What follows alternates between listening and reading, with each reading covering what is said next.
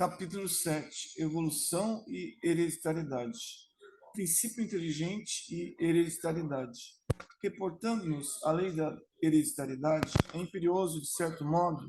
recordar a geometria para simplificar-lhe os conceitos. Considerando a geometria por ciência que estuda as propriedades do espaço limitado, vamos encontrar a hereditariedade como lei que define a vida, circunscrita à forma em que se externa. Só a inteligência consegue traçar linhas inteligentes.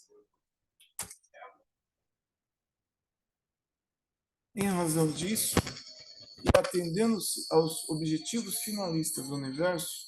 não será possível esquecer o plano divino,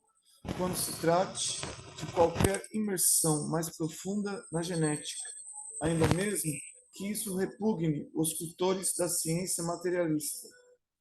Como se estruturaram os cromatídeos nos cromossomos é problema de todo, por enquanto, nos escapa ao sentido. Mas sabemos que os arquitetos espirituais, entrosados à supervisão celeste, gastaram longos séculos preparando as células que serviriam de base ao reino vegetal, combinando nucleoproteínas agrúcidas e a outros elementos primordiais, a fim de que se estabelecesse um nível seguro de forças constantes entre a bagagem do núcleo e do citoplasma. Com semelhante realização, o princípio inteligente começa a desenvolver-se do ponto de vista fisiopsicossomático. Não apenas a forma física do futuro promete então revelar-se, mas também a forma espiritual. Fatores da hereditariedade. Na intimidade dos corpúsculos simples, que evoluiriam para a feição de máquinas microscópicas, formadas de protoplasma e paraplasma, fixam-se vagarosamente, sob influenciação magnética, os fragmentos de cromatina, organizando-se os cromossomos em que seriam condensados as formas vitais da reprodução. Processos múltiplos de divisão passam a ser experimentados. A divisão direta ou a mitose é largamente usada para, em seguida, surgir a mitose ou divisão indireta, em que as alterações naturais da mônada celeste se refletem no núcleo, prenunciando sempre maiores transformações. Lentamente, os cromossomos adquirem a sua apresentação peculiar, em forma de ponto, alça, bastonete, bengala, e a evolução que lhes diz respeito na cariocinese, desde a prófase à telófase, merece a melhor atenção dos construtores divinos, que através do centro celular mantém a junção das forças físicas e espirituais. Ponto esse em que se verifica o impulso mental de natureza eletromagnética, pelo qual se opera o movimento dos cromossomos na direção do equador para os polos da célula, cunhando as leis da hereditariedade e da afinidade que se vão exercer, dispondo nos cromatídeos em forma de granulações perfeitamente identificáveis entre o leptotênio e o pactênio.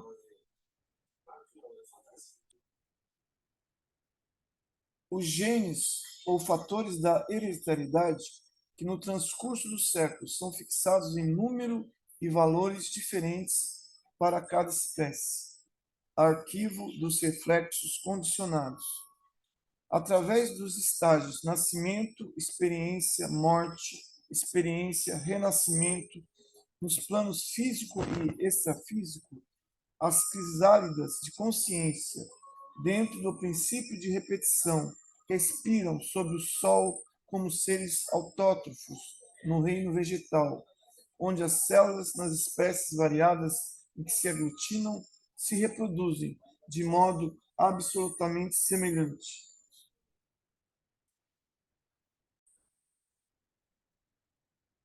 Nesse domínio, o princípio inteligente, servindo-se da herança e por intermédio das experiências infinitamente recapituladas, habilita-se a diferenciação nos flagelados, ascendendo progressivamente à diferenciação maior na escala animal, onde o corpo espiritual, a feição de forma humana, já oferece moldes mais complexos diante das reações do sistema nervoso. Eleito para a sede dos instintos superiores, com a faculdade de arquivar reflexos condicionados. Construção do destino.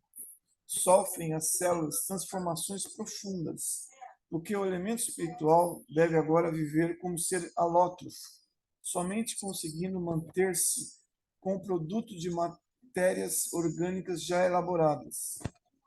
Com a passagem do tempo e sob a inspiração dos arquitetos espirituais que orientam a evolução da forma, avança na rota do progresso, plasmando implementos novos no veículo da expressão. Entre a esfera terrena e a esfera espiritual, adquire os orgânulos particulares com que se passa a atender variadas funções entre os protozoários, como sejam os vacúolos pulsáteis para a sustentação do equilíbrio osmótico e os vacúolos digestivos para o equilíbrio da nutrição. Nos metazoários conquistam um carro fisiológico, estruturado em aparelhos e sistemas constituídos de órgãos, que a seu turno são formados de tecidos, compostos por células em complicado regime de diferenciação e passando por longas e porfiadas metamorfoses, atinge o reino hominal, em que os gametas se erigem especializados e seguros no aparelho de reprodução, com elementos e recursos característicos para o homem e para a mulher, no imo do centro genético, entre os aparelhos de metabolismo e os sistemas de relação. No ato da fecundação, reúnem-se os pronúcleos masculino e feminino, mesclando as unidades cromossômicas paternas e maternas, a fim de que o organismo, obedecendo à repetição na lei da hereditariedade, se desenvolva dentro dos caracteres genéticos de que descende, mas agora no reino humano. O espírito entregue ao comando da própria vontade determina com a simples presença ou influência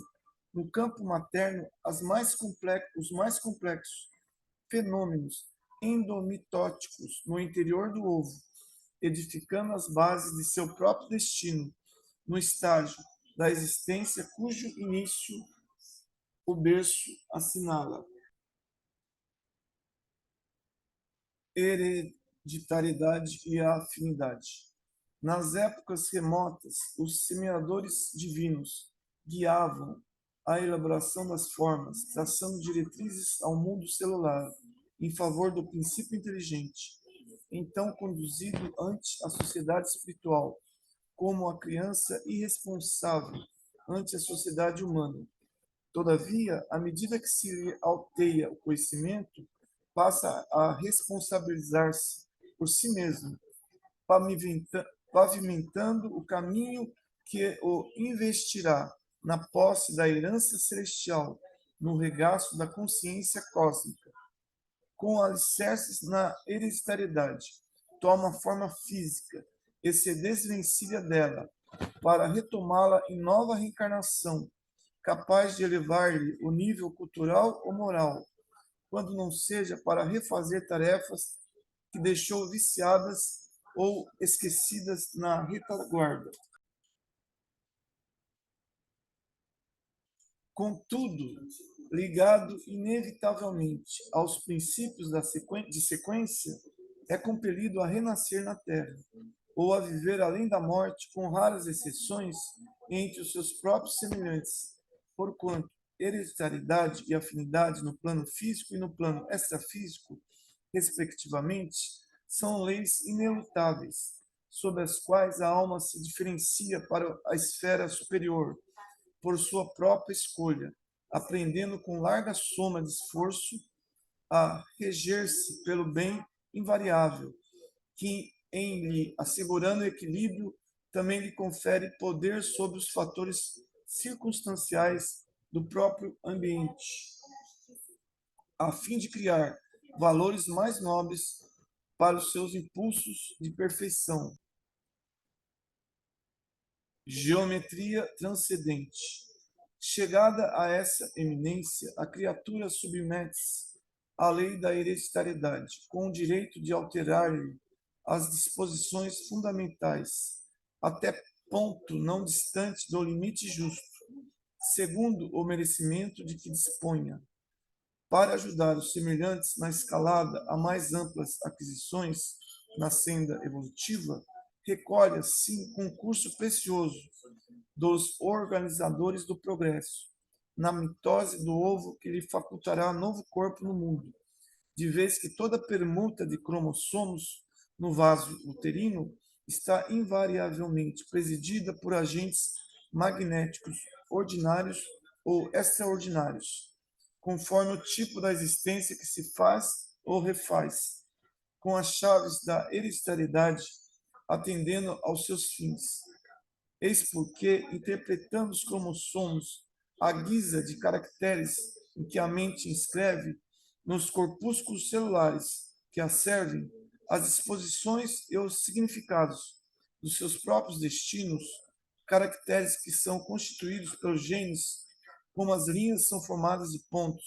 genes aos quais se mesclam os elementos chamados bióforos, e tomando os bióforos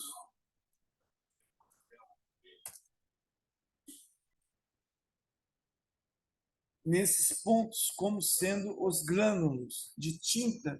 que os cobrem, será lícito comparar os princípios germinativos nos domínios inferiores aos traços da geometria elementar, que apenas cogita de linhas e figuras simples da evolução, para encontrar nesses mesmos princípios, nos domínios superiores da alma, a geometria transcendente, aplicada aos cálculos diferenciais e integrais das questões de causa e efeito, hereditariedade e conduta. Portanto, como é fácil de sentir e aprender, o corpo herda naturalmente do corpo, segundo as disposições da mente, que se ajusta a outras mentes, nos circuitos da afinidade, cabendo, pois, ao homem responsável reconhecer que a hereditariedade relativa, mais compulsória, lhe talhará o corpo físico, de que necessita em determinada encarnação, não lhe sendo possível alterar o plano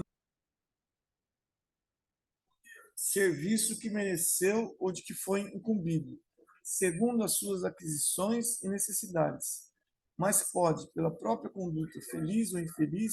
acentuar ou esbater a coloração dos programas que lhe indicam a rota através dos bióforos ou unidades de força psicossomática que atuam no citoplasma, projetando sobre as células e, consequentemente, sobre o corpo, os estados da mente, que estará enobrecendo ou agravando a própria situação, de acordo com a sua escolha do bem ou do mal. Uberaba, 5 de fevereiro de 1958.